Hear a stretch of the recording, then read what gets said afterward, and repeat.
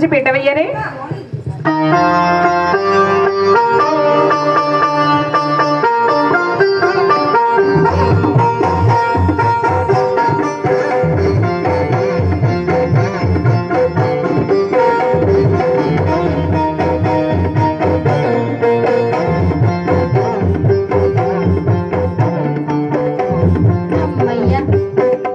ఎండనబడి వచ్చిన తల్లి ఇంకంత శీతల పానీ ఇప్పిస్తారా?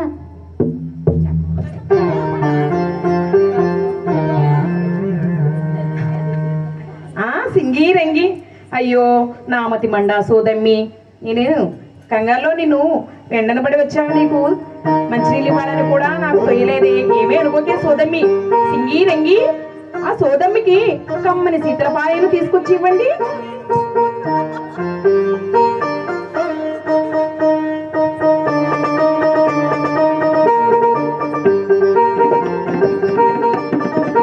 అమ్మయ్యా నీ కడుపు చల్లగా ఉండ తల్లి.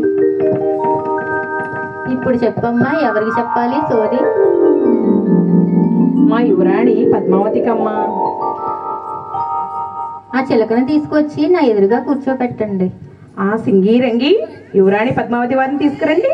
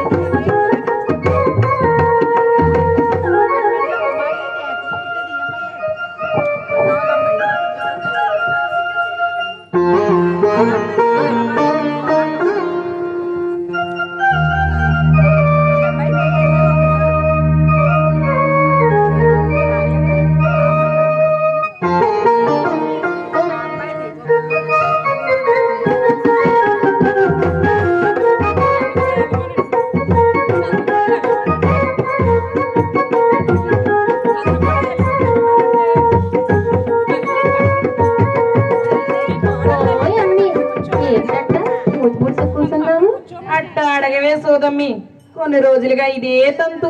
తిండి తినదు, ఇది రాపోదు. ఆటలు లేవు, పాటలు లేవు. ఎప్పుడు చూసినా ఏదో పరధ్యానం. ఎంతమందో వైద్యులకు చూపించాం, ఎన్నో తాయెత్తులు కట్టించాం, యజ్ఞాలు యాగాలు ఎన్నో చేయించాం. ఏమి చేసినా ఫలితం లేదు. నీ నోటైనా ఏదైనా మంచి మాట వినిపడుతుందేమో అని పిలిపించాను సోదమ్మి. తెలుస్తుంది తెలుస్తుందిలే, ఈ చిలకమ్మ మనసులోని బాధ ఏంటో తెలుస్తుందిలే. చాటలో చేరు ముత్యాలు పోసి పెట్టండి అమ్మ. సింగి రంగి చాటలో చేరు ముత్యాలు పోయరే.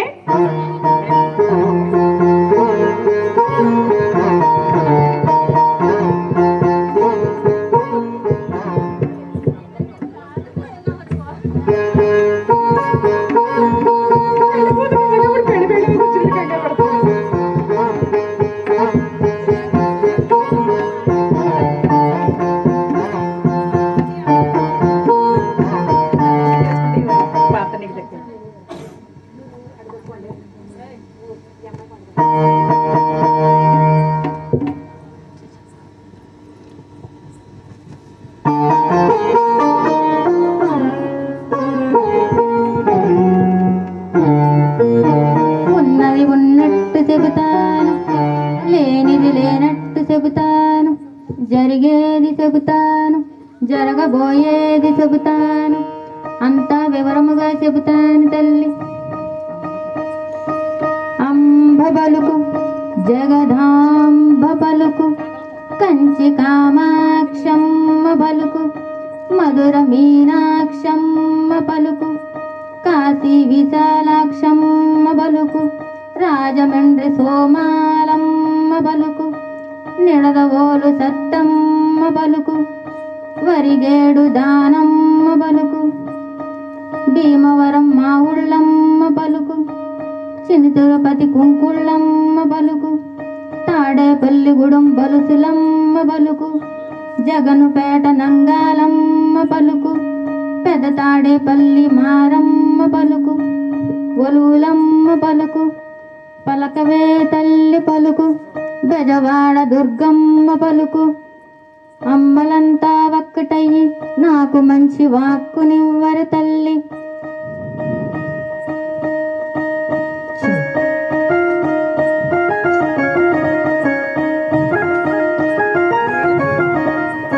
ఒంటిలో పుట్టిన నలత గురించి అడిగితివే బొట్టు, మనసులో పుట్టిన మమత గురించి అడిగితివే గడ్డం.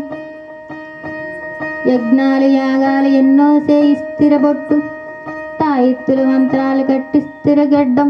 ఒరే అల్లయ్య, ఈ సోదమ్మి సోది చెప్తాదనుకుంటే మాటకు ముందు బొట్టు గడ్డం బొట్టు గడ్డం బొట్టు గడ్డం అంటుంది నాయన. వినపడుతుంది రక్షక భటుడా, నాకు అంతా వినపడుతుంది. ఈ సోదమ్మి సోది చెప్పకుండా మాటకు ముందు బొట్టు మాటనికి వేళ గడ్డం అని అంటుందనే కదా నీ సందేహం. నీ సందేహం నేను నివృత్తి చేస్తాను కదా. ఈ కోన కోసం వీరి తల్లి తండ్రి ఎన్నో యజ్ఞాలు యాగాలు చేయిస్తారు కదా, తాయిత్తులు ఆ మంత్రాలు కట్టిస్తారు కదా. బొట్టంటే గడ్డం, బొట్టంటే తల్లి, గడ్డం అంటే తండ్రి. ఆ తల్లి తండ్రి ఈ కోన కోసం ఎన్నో యజ్ఞాలు యాగాలు చేయిస్తారు కదా, అదే నా ఎరుకు భాషలో చెప్తున్నాను రా మూర్ఖ. తప్పైపోయిందమ్మా, తప్పైపోయింది సోదమ్మి, అనుకోక తల్లే. ఉన్నది ఉన్నట్టు చెబుతాను, లేనిది లేనట్టు చెబుతాను, జరిగేది చెబుతాను, జరగబోయేది చెబుతాను, అంతా వివరముగా చెబుతాను తల్లి. యాదన్నది నీకు లేనే లేదు తల్లి, నీ మనసుకు పట్టిన ప్రేమ జబ్బే అమ్మ. నువ్వు మనిషివి ఈడ ఉంటివి గాని నీ మనసు నీ దగ్గర లేదే తల్లి. శృంగార వనములు చూసిన పురుషుడు నీ మనసప్పుడే దోసినాడు తల్లి.